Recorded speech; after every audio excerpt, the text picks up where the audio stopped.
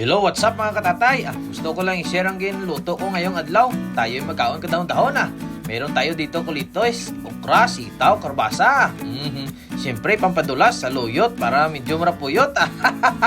May isda man tayo dito nga prito. Kaso lang, hindi ko lang alam kung anong pangalan ng isda nito. Sabihin nyo sa akin kung alam nyo to. Ganda to'y prito Gargumo talagang ulo nito. Una, magkukulo muna tayo. At ilunod ang bombay, ahos, kamatis, luya. Isik-isikan natin ka asin at patis, isang kutsarita. Isunod ang karbasa, kag takpan. Medyo hapkok lang. Pagkatapos, ihansak mo na rin ang hantak at okra. Kunting kulo para mabilisang luto. Ilagay ang saluyot. Napanintay mo man. Siyempre, sabay na rin natin ang kulites.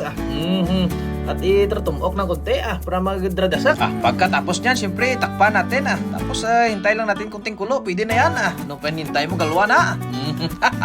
Mag-comment nga kayo mga katatay kung anong klaseng isda to. Hindi ko talaga alam kung ano to.